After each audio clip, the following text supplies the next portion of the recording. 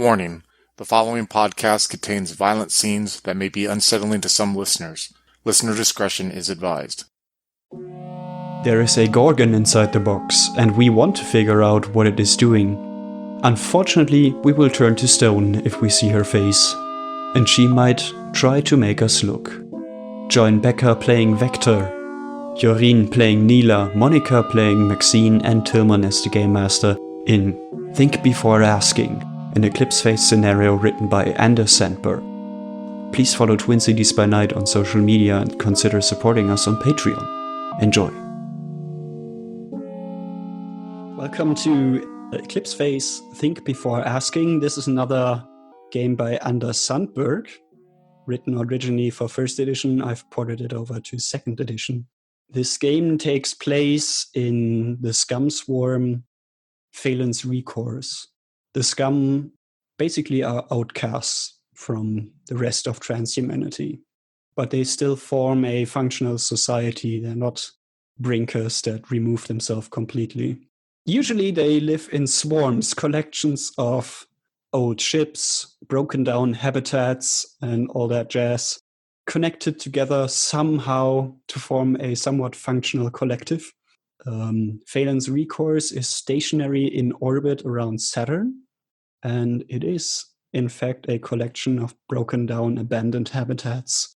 They are connected via these tethers, so they always move together, and they have big thrusters from transport ships on them to move them around if a big rock comes too close.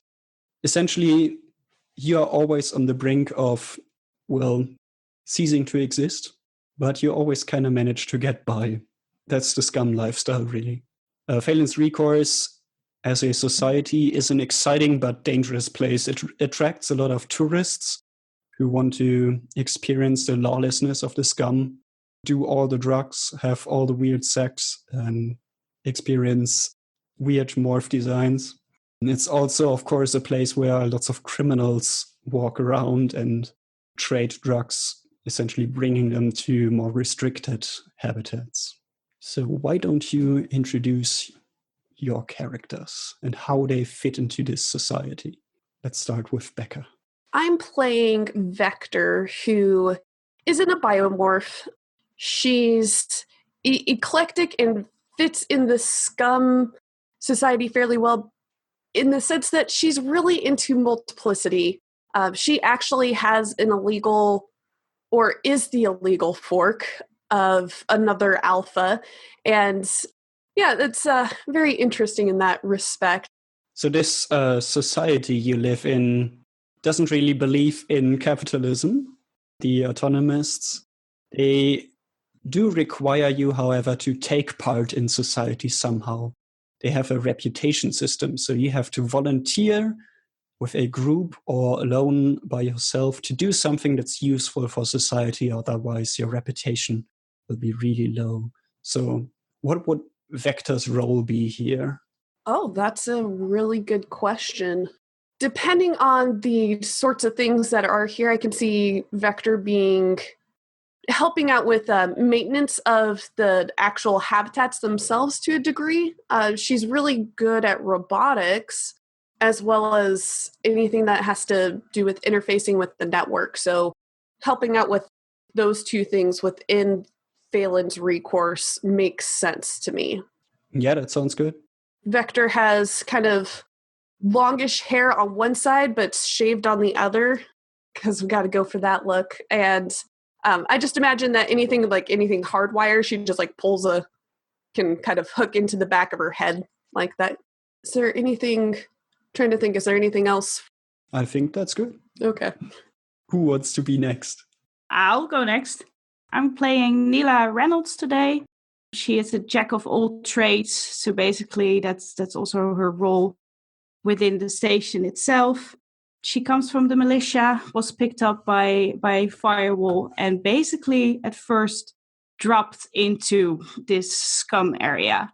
But she found her way. It took some adjusting, but yeah, she found her own spin of things.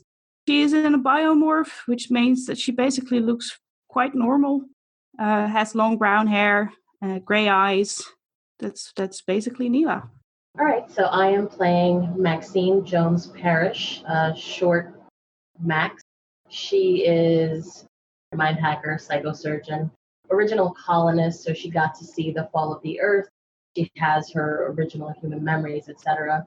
She's about 5'7", dark-skinned, hair is buzz cut. She's big into efficiency. Pear-shaped, a little bit heavyweight, with pleasantly plump, so to speak. Everything about her is efficiency-based, no jewelry, nothing to get in her way. She just likes to get a job done and move on. By day, and to assist with society, she does a lot of psychology work with fragmented selves and people who have had issues with re-assimilating with their forks. And aside from that, she prefers to just live in a lab and try to tinker with the human brain and sort of dissect personalities and try to take science and psychology, psychosurgery to the next level. So you are all quite skilled at what you do, which is honestly a standout in the scum. So your reputation is also quite high. Some of you mentioned already, you're also all members of Firewall, the group that formed after the fall to prevent it from happening again. The habitat in the swarm, Failance Recourse, that you stay in is called Swanskin Domino. It is a cylindrical habitat. Essentially, it's a metallic cylinder, a tin can, if you want. The design choice is that you can spin the tin can around this axis to create gravity on the inside, and you put buildings on the shell, and the center of the can be outfitted with an artificial light source, so you have some sort of ring or dome world if you want. The problem with the tin can that you inhabit right now is that it is broken. The whole spinning and gravity thing doesn't really work anymore. It was picked up by the swarm, and it is now connected with tethers to all kinds of habitats and other things. So it doesn't spin anymore, hence there's no gravity on the inside. Also, this being the scum, the whole habitat is kind of in a weird situation. The atmospheric generators, the air purifiers, are operating at their limit. So the air is very warm and thick. In fact, you have a constant tropical atmosphere, only enriched by genetically altered plants that grow in, microgravity. The whole habitat is overgrown in what looks like mangrove trees. Since gravity is missing, trees don't really grow in one direction, but in many directions, everywhere where they can find light, essentially. They are not blocked by anything or directed in anything. So you have all kinds of rootlets and arms reaching around. Also, someone had an experiment go out of hand, so the whole place is overrun by smart cats. They're really cute. They like to be pet, which is kind of the problem, because now there's so many of them, and no one is really doing anything. Your respective muses, your assistant AIs, call you up wherever you are right now, that you are invited to a meeting with your Firewall proxy, your contact. The meeting will take place in a virtual reality game. Okay. Vector will kind of put down whatever project she's working on for the moment. Do I have to go to a specific place in order to plug in, or can I there's a network, so I go to the meeting place? Either way, really. You probably each want to find a comfortable place.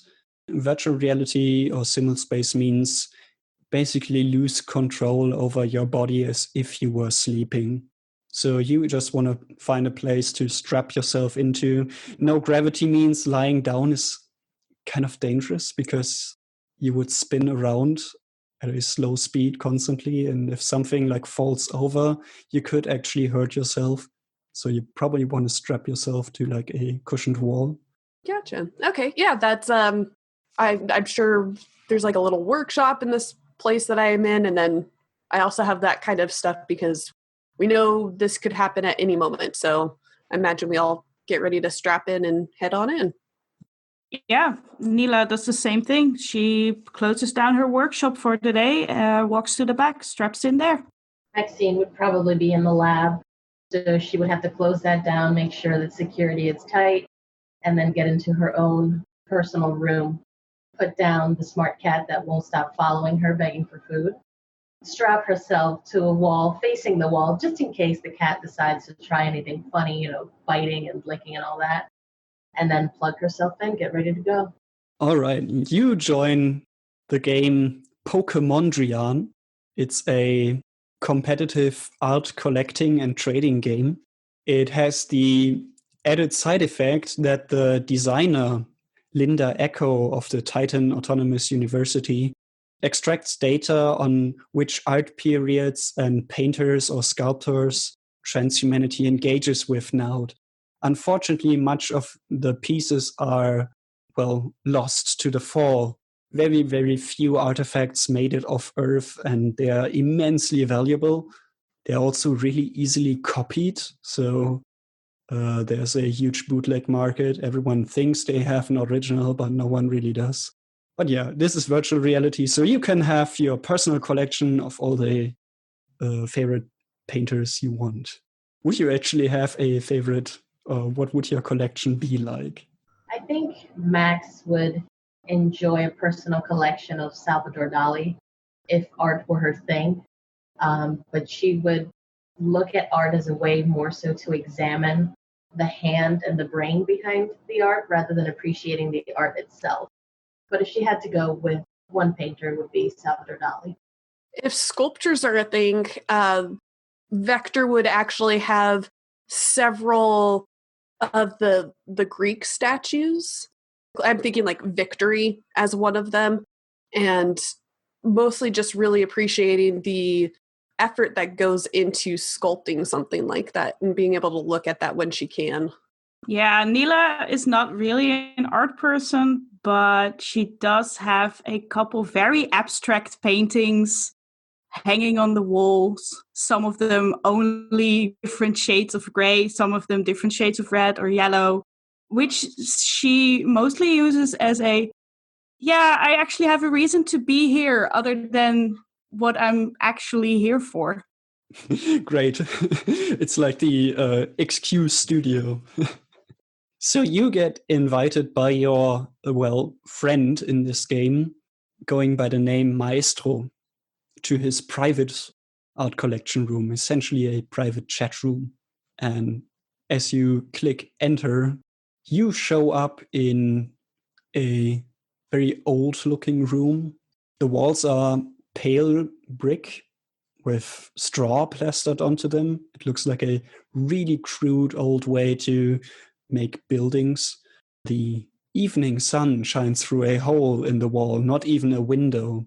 And the room is cluttered with all kinds of stuff, like painting material. The walls and floor are covered in like paint droplets. And you see Leonardo da Vinci painting the Mona Lisa. He himself is, of course, also covered in paint droplets. He's currently working on the moustache, but looks to you now as you have entered. Greetings. Thank you for coming here tonight. Firewall needs your assistance. I've had a team inform me from Hicks Landing Station that they have found something distressing. It seems that about 5 months ago, on January 6th, to be exact, sensors on Hicks Landing Station noticed that a shuttle leaving the station was carrying what appears to be an antimatter warhead. The picture of the Mona Lisa dissolves and you see like a scan report. It shows you a certain radiation frequency spectrum and a match likelihood to like an antimatter container. So we looked further into the issue and found that security on the station does actually have scans of the device, but we assume that the personnel was bribed into keeping it on the down low when it passed.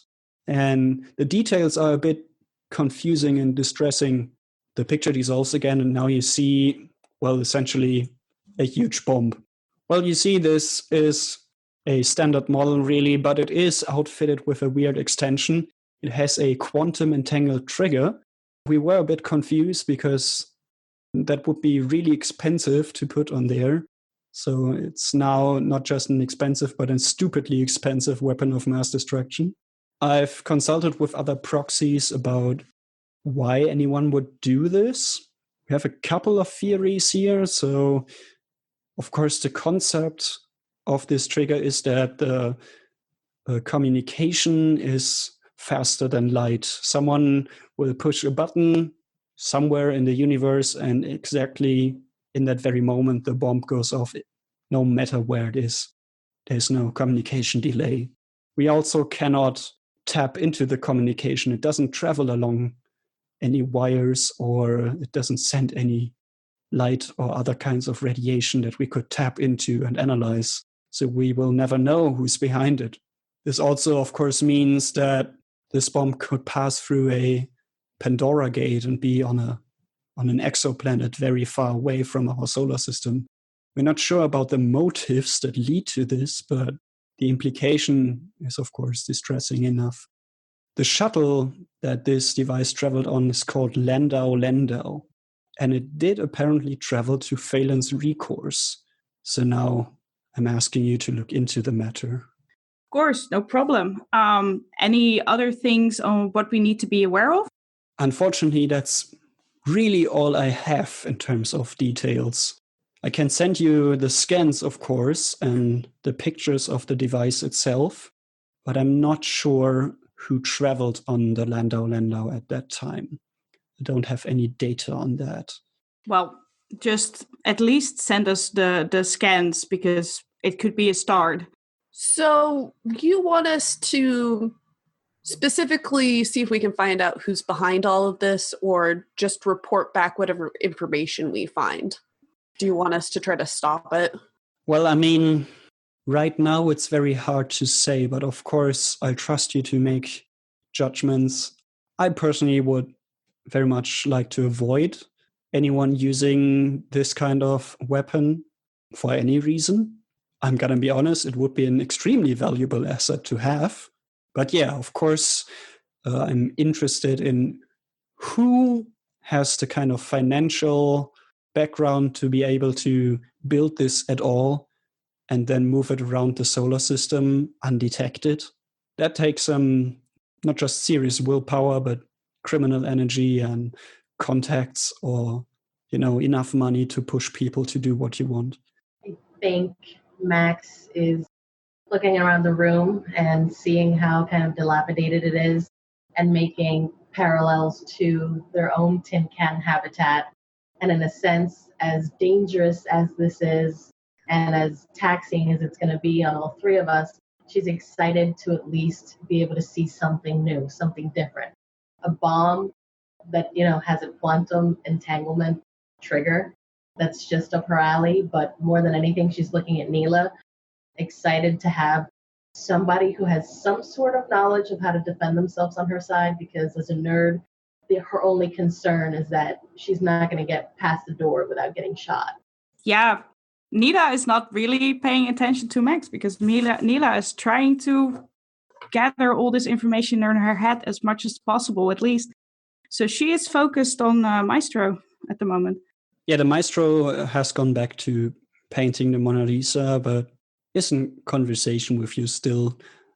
And he says, of course, as always, try to keep this on the down low, especially with this. We have to assume that whoever moved this bomb around has made sure no one notices. And it has worked for about 5 months at least for us. So tread carefully. Don't drop the information that I sent you willy-nilly to anyone out there.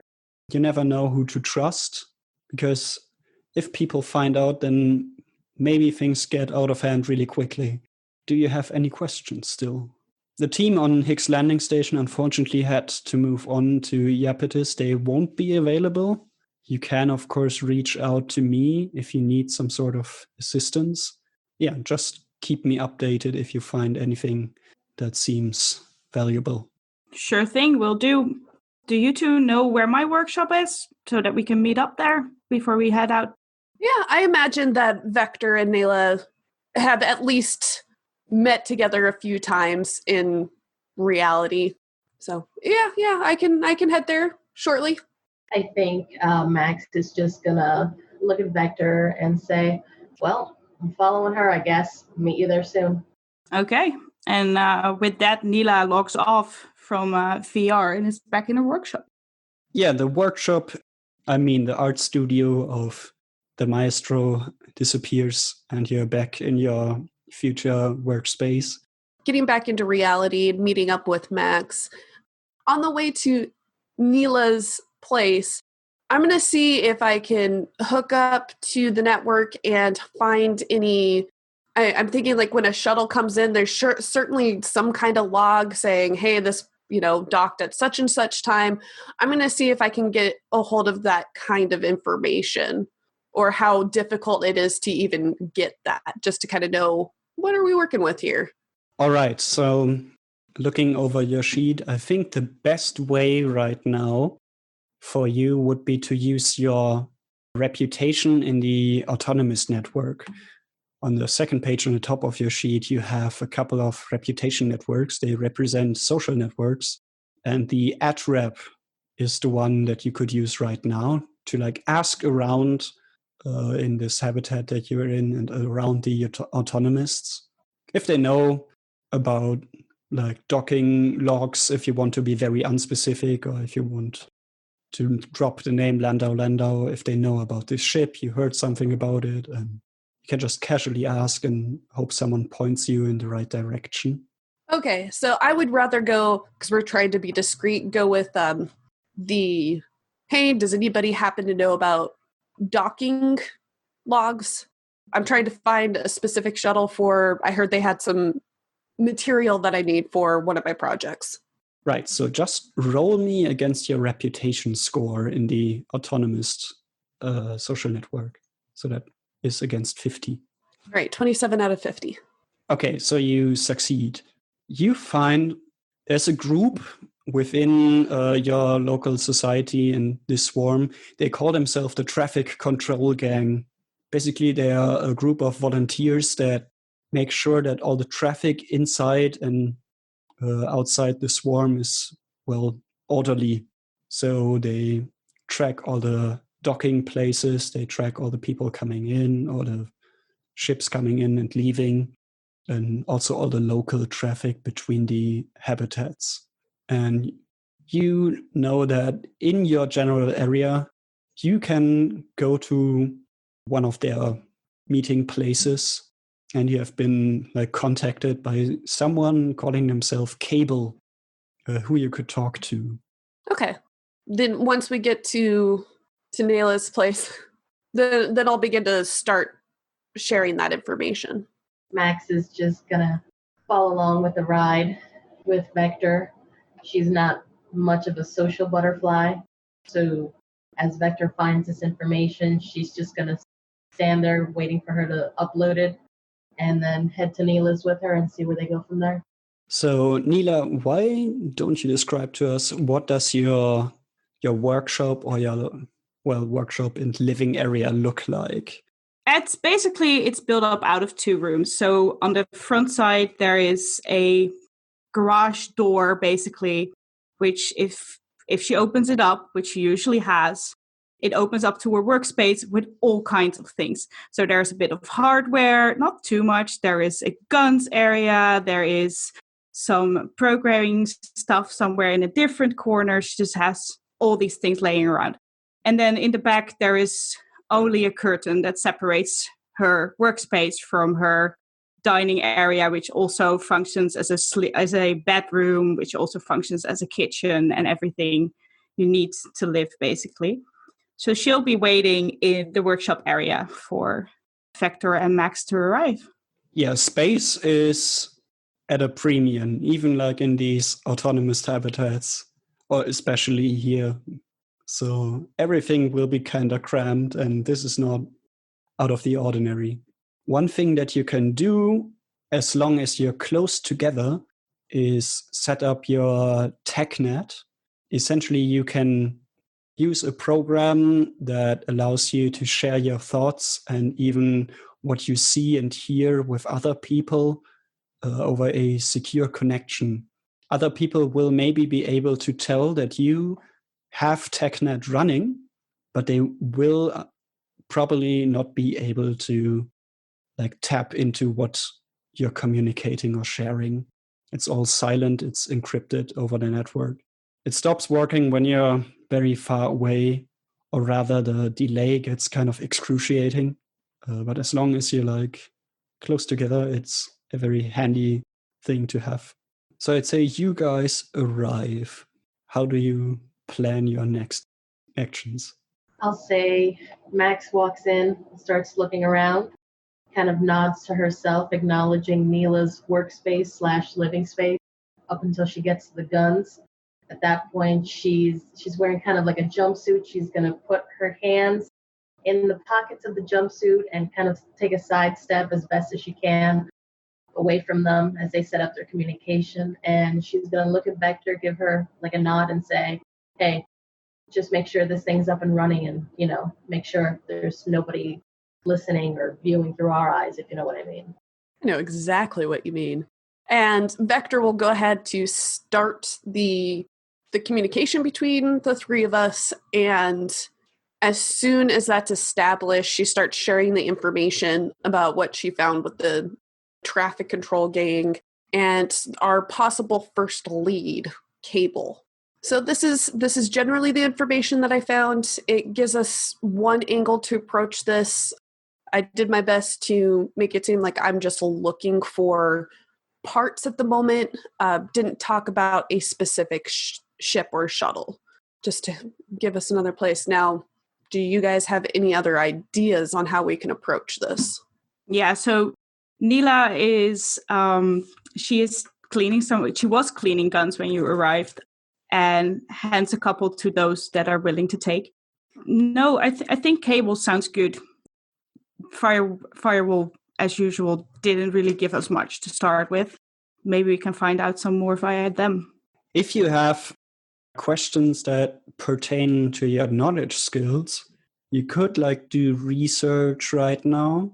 You could, of course, also ask around social networks, but as with looking for the traffic control gang, social networks can be a bit dangerous because you have to tell people a little bit about what you want, and you don't always know who's listening or looking. But yeah, if you have questions that you want to be answered up front, now is probably a good time. So we don't know who built the bomb, but can we find out who owns the Lando Lando? Or maybe even his what's it called, the trajectory? I think that would be covered by talking to the traffic control gang. If you want, you can try your no scum skill. That would just be a chance that you have the information already and don't have to ask someone.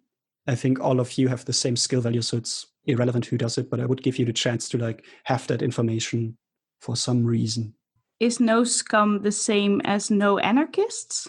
Not quite, but both or either would work for me. Because I don't have no scum. Yeah, true. I gave you the anarchist faction, not the scum faction, but it would work either way right now. And I think the skill value is always 30, so if anyone wants to try, go ahead. I actually passed that with a 22 out of 45. You have a crit success. Holy shit. Okay, you know about the Lando Lando. It's a really old, small shuttle. It can maybe carry 15 people, or, it can carry some cargo and a few people. Obviously, by people, I mean people in morphs. It could, of course, carry many infomorphs on a server in there, but, well, being such an old shuttle, it is pretty hard to maneuver. Takes an expert, really, because very little of it is automated, or it's not automated very well. And the pilot is therefore pretty much constant. There's only one pilot for it. She's called Itakura Shigeme. She hangs around this scum swarm quite often. She takes the Lando Lando around from like habitat to habitat within the swarm, but also to other moons of Saturn and other stations, like probably Hicks Landing Station. You know that she is extropian. This means she comes from a habitat that is known to be like an anarcho-capitalist or libertarian, if you want, society. So even though she hangs with the scum, she actually believes in money and capitalism. So that's kind of unusual. You're not sure how she like gets by, but it's probably like her skills in flying this thing. I would say though, you don't know where it is right now.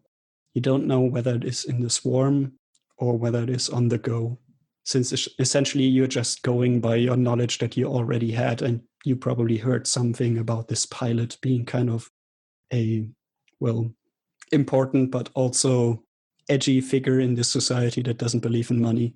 Okay. I wouldn't be as lucky as to know her personally, would I? You know, maybe we can say you traveled with her. You rolled so well, you have to have had this knowledge from somewhere. So you probably either came in on the Lando Lando and you just now remember, or you had some important gear maybe transported by her, whatever. And maybe you have dealt with her before and had to jump through all these hoops to like procure money to pay her because she only takes like crypto coin and not favors. Okay, cool. So then when Vector shares the information on maybe going to Cable, Nila will say, well, actually, I know the Lando Lando, and I even happen to know their captain a little bit. Not personally well enough to contact her directly, but maybe that might help in the end. We could, for instance, say that I'm looking for a ride from her again. That would definitely be a good angle to take it. I do actually have a question about the device itself, especially given the size of the shuttle you've described. Is it something that could be hidden on the shuttle, or is it fairly obvious? I don't know much about quantum-entangled triggers or this massive weapon personally. So from the scans that you got, you already know this device gives off some sort of radiation. That usually draws attention. I mean, radiation sensors are not that uncommon. So you're not sure how exactly, but probably people needed to fast talk their way out of that somehow. Antimatter is used sometimes in power supplies or even like asteroid mining. So you just place an antimatter bomb on like a big asteroid, blow it up, and then collect all the debris and smelt it. So that could be an angle, you think. You can roll me your computer science knowledge skill maybe to find out more about like quantum entanglement. That's All a right, success. 3 out of 80. So the key thing is the communication works on paired devices. So this antimatter warhead, the trigger device on there has a matching pair somewhere else. And whenever a change happens on one of these devices, it instantly happens on the other. The problem is manufacturing these paired devices is extremely expensive. It probably dwarfs the cost of antimatter containers even. Of course, the message that needs to be exchanged is very small. It's just, like a detonate signal. That probably drops the price a little bit because quantum devices, they are essentially paid by qubit. So by like bit of information that you want to exchange. So if the information is small, you can save money, but still the setup cost is still there. And of course, everything that the Maestro said is true to your knowledge. So since the communication is instantly and doesn't travel along any physical medium, you cannot capture it. You cannot detect where it is coming from. You just don't know whenever it is going to happen, and you will never be able to record it anyway. So even if you have the antimatter, even if you find it, you still won't know where the other paired device is. So you're essentially sitting on a bomb that could explode at any moment, and you would need to take out the trigger mechanism. That is probably a good angle to take if you find it, to take out the trigger and then, move it somewhere where it is more safe. Okay. As Nila kind of explained that she knows the pilot, Vector will sit there for a moment and then just start doing a stream of consciousness, like everything about okay, so, which is what you just explained, about the device, and thinking, hey, the pilot probably knows what it is to a degree. It's not necessarily the antimatter thing itself isn't necessarily something that it could be easily hidden, but it could be explained as something different. Again, Vector kind of thinks that the pilot would at least know that, but and then towards the end of relaying all of that information, I think our best angle is to just take out the trigger. Nila, do you think the pilot would be more involved in this other than just moving it around? I'm not sure about more involved. I'm pretty sure she knows what she's transporting. It doesn't seem like her to not know what is in her ship. And for the right price, you can move anything pretty much. With the right motivation, even something such as this should be no problem. I think Max would be thinking more about the radiation side of it, since she's into physics. I would assume that given our location in the solar system and the type of habitats that we live in, radiation is something that overall we would be keeping kind of like a log or a monitor of. And something of that size would be, if I'm not mistaken, giving out black hole levels of radiation. So something should have picked it up somewhere. Well, I'm not sure about the physics myself, but for the game, I'm going to say the antimatter is contained in a device. The problem is it can't touch the walls of the device. So basically, you shoot something, I don't know, like gamma rays, let's call it that, at the antimatter and contain it in a vacuum, and it can't move to not reach the edges. However, the device, even with all kinds of shielding around it, probably gives off a radiation signal still.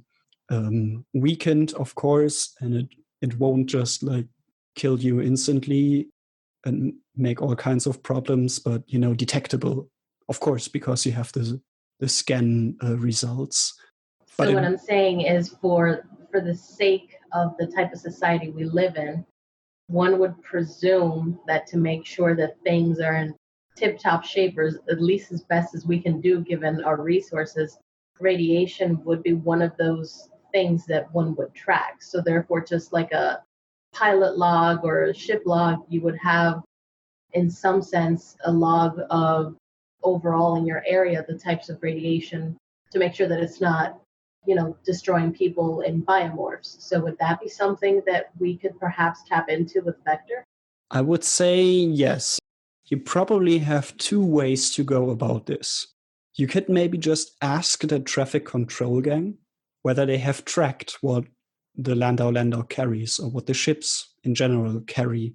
You would, in fact, assume they do track it. They will have sensors of some sort and they will check on the cargo. But you're not sure how to get to the data.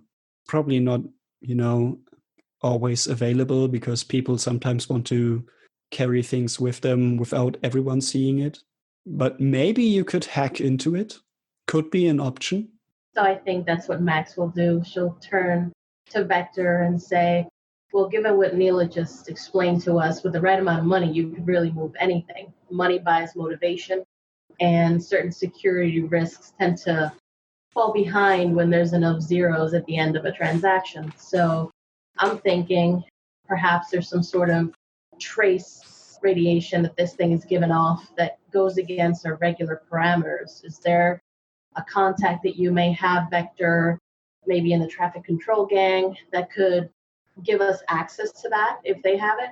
I mean, I'm aware of cable, and that's definitely a way we could go about this. Yeah, Nila or Yurine just put in chat, ask first, hack later. That's definitely something you can go for. Currently, you have a couple of options, really. You do have the contact with the traffic control gang. They will probably help you. The issue is how much you want to tell them.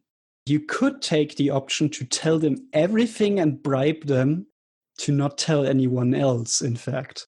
You have pretty high reputation and you can use that to coerce them into not telling anyone else.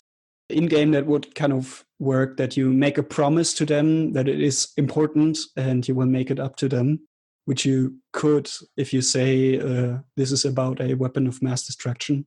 And it would use up like a major favor on your reputation table. Alternatively, you can give them like a little bit of information and tell them, hey, just don't tell anyone. That would then maybe use up a minor favor. Or you just go in like super bland and just ask them some random questions and like spend time with them until you have hacked into their network and hope they don't notice. All viable options. The complex setting of Eclipse Phase can be overwhelming if you're new to it, but we feel that it's worth it.